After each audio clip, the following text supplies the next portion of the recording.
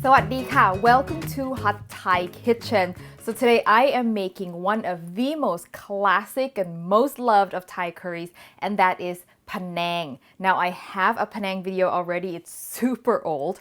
It was made with pork. Today I'm going to show you a new one that's made with beef, and I'm also going to show you how to make a semi-homemade Panang curry paste so you don't have to make the whole thing from scratch if you can't find it at the store. All right, let's get started.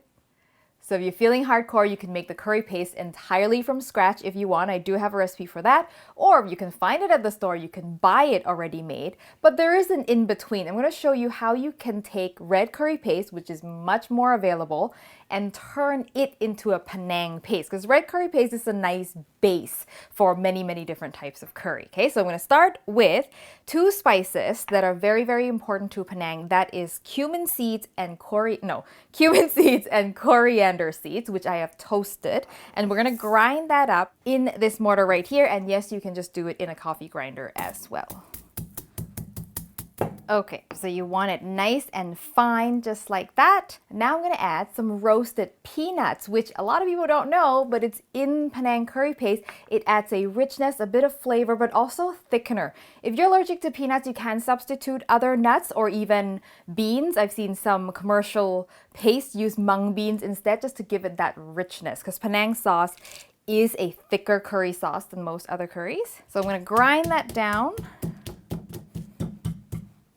There you go. So a nice paste like that. This is the nice thing about making your own Panang paste, because commercial Panang paste, a lot of them don't add the peanuts for allergy reasons. So to do it yourself, you get the true flavor of Panang.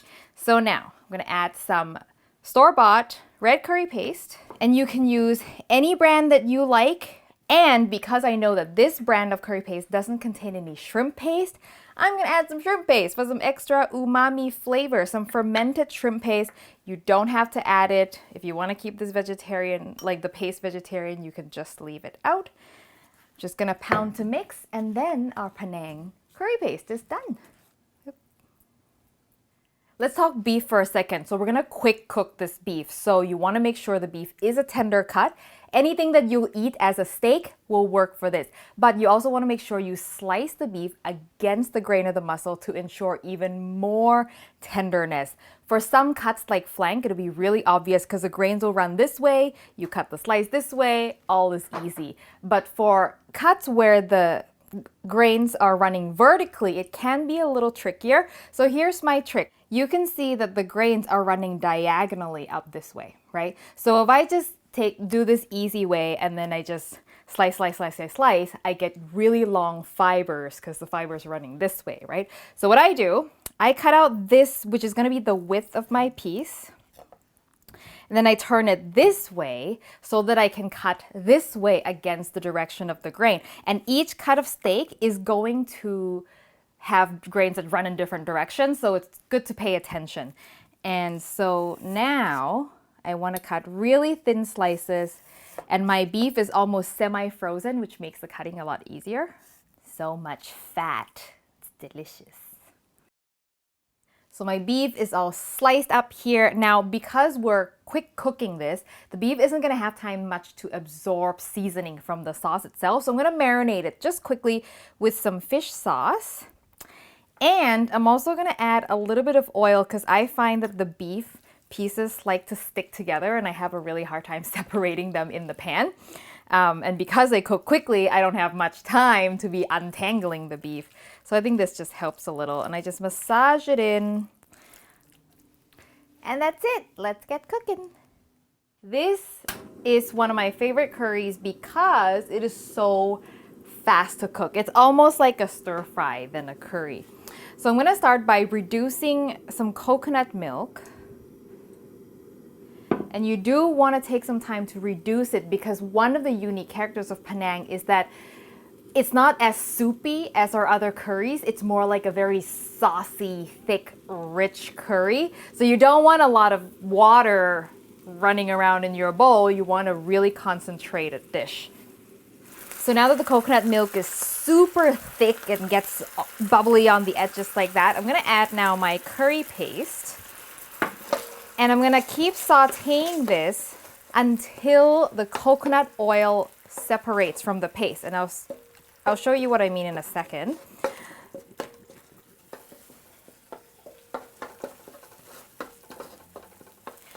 All right, so this is what I mean. See how like this part right here is basically a pool of oil that is sizzling around the paste.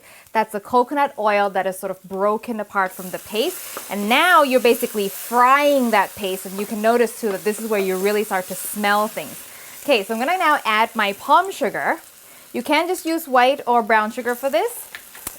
And I add it early so it has time to dissolve. And I'm also gonna add the most important herb in this whole dish, kaffir lime leaves. And with these lime leaves, I just remove the center stem and then just tore them into little chunks. That's it.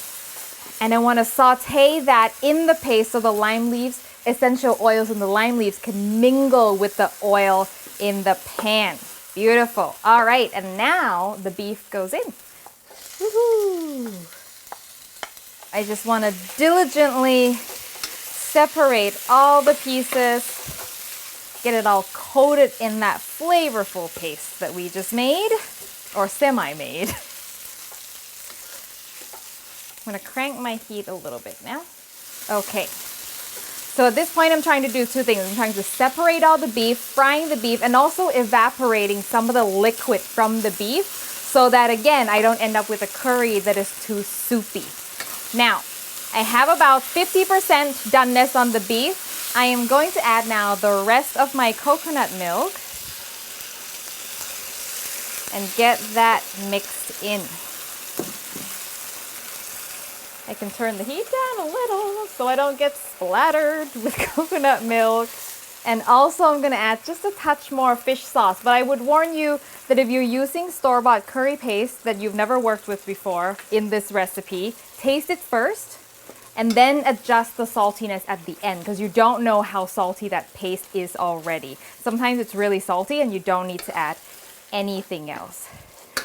All you have to do is cook this until the beef is done, and then you're done. That's what I meant by a quick cooking curry. I'm gonna turn this off. If you want, you can leave it as is. If you want a pop of color, you can add some sort of a red pepper. In Thailand, we use something called spur chilies or prik chi fa, which is a mild, larger red pepper, but you can just do some bell pepper for some pops of color. We're done. Look at that, and look how fast it came together. Such a delicious looking dish. Now, as a final little garnish, you can take some finely julienne kaffir lime leaves and put it on top.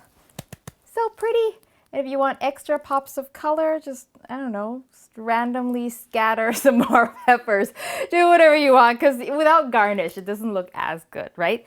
Let's see how it tastes. And by the way, the big pieces of kaffir lime leaves, you don't eat that. That's there for infusion purposes only, and then we leave it in for garnish, but it's really tough. You wouldn't want to eat it. Oh, yes. Now, let's see.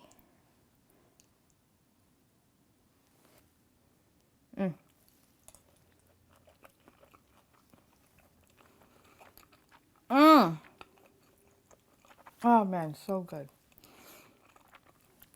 So much flavor in such a short time. And that beef is super tender because we paid attention in how we cut the beef and we don't overcook it, right? You got to be really quick with the beef because the slices are so thin. This is what I love about Panang is because it's such a thick, saucy curry, it is so concentrated in flavor. And naturally, it's not a very spicy curry to begin with. So it's something that I really loved when I was a kid because, you know, it wasn't super spicy like a green curry, so I could really enjoy it. So the recipe, as always, will be on hotthaikitchen.com. And for our Patreon members with access to the show after the show, today I'm gonna do something a little different and show you some of my favorite cookbooks that are on my shelf. And if you wanna know more about that, how to become a member, I'll put the link in the description box below. If you haven't subscribed to the show, make sure you do so you don't miss a recipe, and click the bell icon as well so you get a notification when I post a new video. Thank you as always for watching, and I will see you next time for your next delicious Thai meal.